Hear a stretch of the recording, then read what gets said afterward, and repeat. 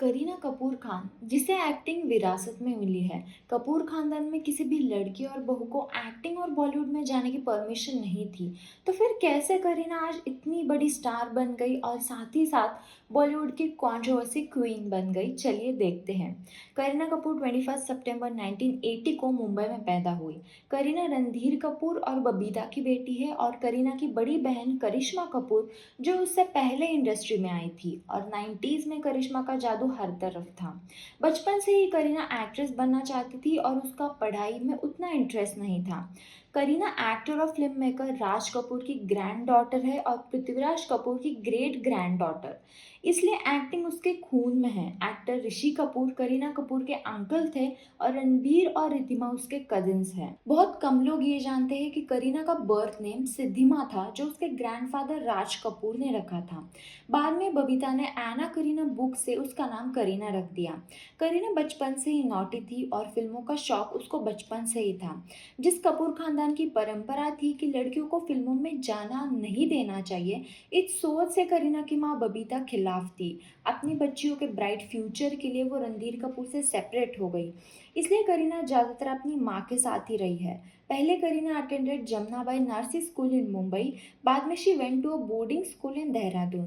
वहाँ उसने अपनी स्कूलिंग पूरी की, फिर वो मुंबई वापस आई and studied commerce for 2 years at Mithibai college.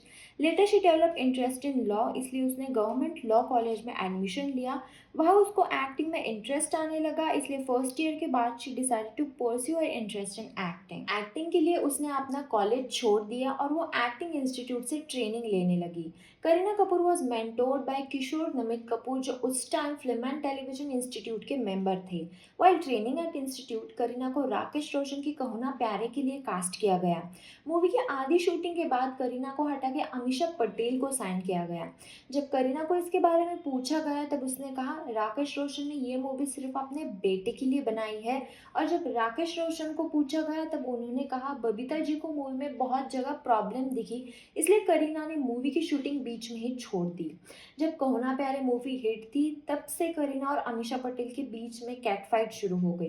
Kareena ने एक इंटरव्यू में कहा कि अगर वो मूवी में होती तो सोनिया का कैरेक्टर और अच्छे से कर पाती, even better than Hrithik Roshan से। इस कमेंट पर अमीषा ने कहा, I have done justice to the character और आज मूवी सुपरहिट है।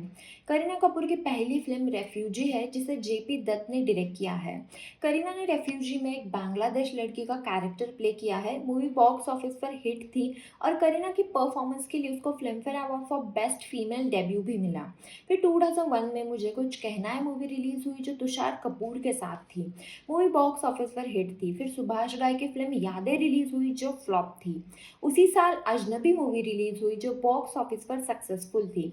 अजनबी मूवी बिपाशा बासु की डेब्यू फिल्म थी और मूवी के सेट्स पर करीना कपूर के डिजाइनर ने बिपाशा की थोड़ी मदद की। ये सब देख के करीना को गुस्सा आया और करीना ने बिपाशा को काली बिल्ली कहकर थप्पड़ भी मारा।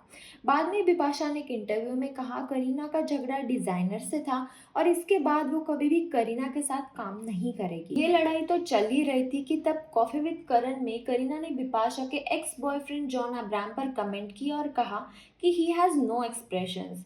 उसी शो पर बिपाशा आई और उससे सवाल पूछा गया, तब she said, Kareena has too many expressions.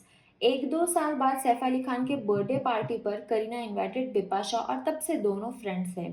अब पीछे चलते हैं। अजनबी मूवी के बाद अशोका मूवी रिलीज हुई। अशोका इंटरनेशनली अच्छी थी बट इंडिया में मूवी फेल हो गई। अशोका के बाद Kareena became highest paid actresses at that time. 2001 में करण जौहर की कभी खुशी कभी गम मूवी रिलीज हुई, जिसमें उसने पूजा का कैरेक्टर प्ले किया। मूवी इंडिया की सेकेंड हाईएस्ट ग्रॉसिंग फिल्म बन गई and became one of the biggest Bollywood success of all time in overseas market.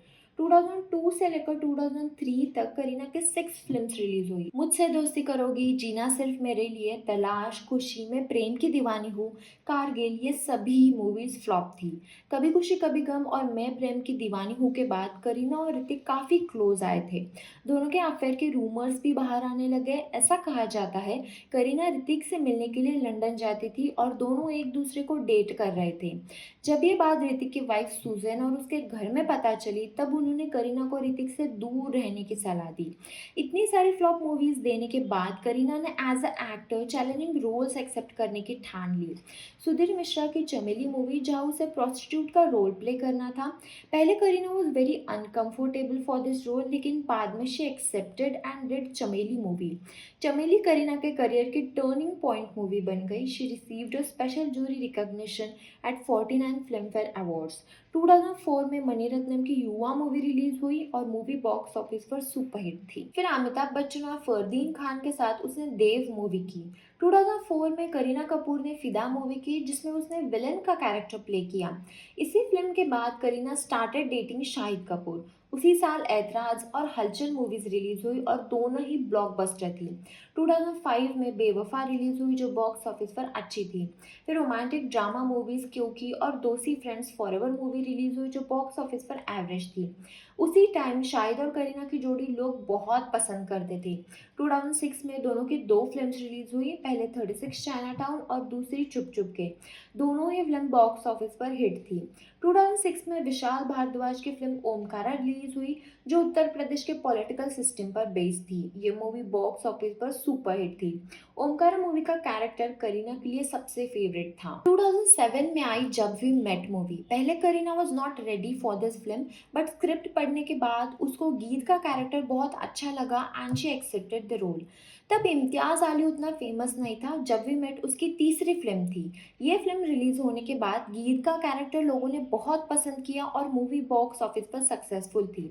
जब शाहिद और करीना रिलेशनशिप में थे तब दोनों का एक किसिंग एमएमएस लीक हुआ था जो एक क्लब का था। जिसने भी एमएमएस बनाया था उसने सिर्फ कुछ पैसों के लिए सब किया था। इससे दोनों की जोड़ी और ज़्यादा हिट थी। एक तरफ जब वी मेट सक्सेसफुल थी तो दूसरी तरफ करीना और शाहिद ने ब्रेकअप कर लिया। करीना और शाहिद के ब्रेकअप की खबर सुन के सब लोग शॉक में थे। 2008 में सैफ अली खान और अक्षय कुमार के साथ आई टशन मूवी, लेकिन ये मूवी बॉक्स ऑफिस पर गिर गई। गोलमाल रिटर्न्स ने बॉक्स ऑफिस पर अच्छी कलेक्शन की। 2009 में कमबख्त इश्क मूवी रिलीज हुई जो फर्स्ट इंडियन फिल्म थी जो यूनिवर्सल स्टूडियोज में शूट की गई। मूवी बॉक्स ऑफिस पर सुपर हिट थी। फिर मैं और मिसेस खन्ना रिलीज हुई लेकिन वो फ्लॉप थी। फिर कुर्बान मूवी रिलीज हुई जो सैफ अली खान के साथ थी। तब करीना सैफ अली खान के साथ रिलेशनशिप में थी। कुर्बान मूवी के पोस्टर को देख के Hindu groups protested against the film और फिल्म को बैन करना चाहते थे, बट मूवी वॉज रिलीज्ड और मूवी बॉक्स ऑफिस पर फ्लॉप हो गई। उसी टाइम करीना सीक्रेटली सैफ को डेट कर रही थी और उसके एक्स बॉयफ्रेंड शाहिद की गर्लफ्रेंड प्रियंका ने एंट्री ली थी।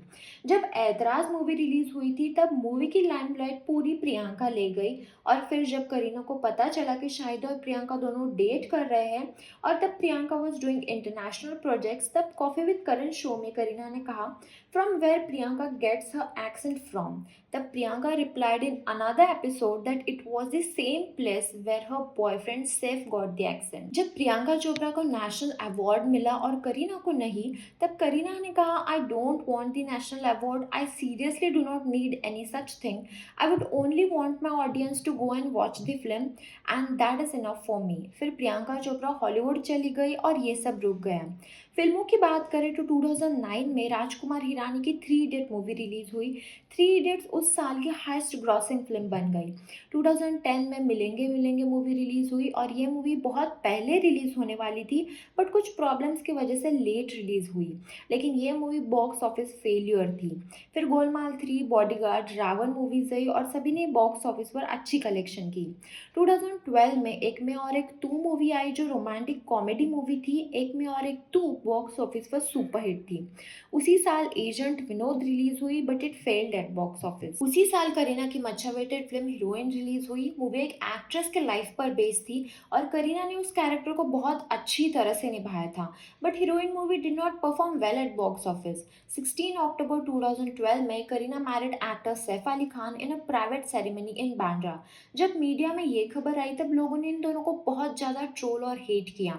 अब करीना इस्लाम रिलीजन अपनाएगी, इस पर भी बहुत चर्चा हुई और ये मैटर इतना बढ़ गया कि दोनों को सामने आकर क्लियर करना पड़ा। तब करीना ने कहा कि वो हिंदू ही रहेगी और सैफ ने भी करीना पर कोई जोर नहीं डाला।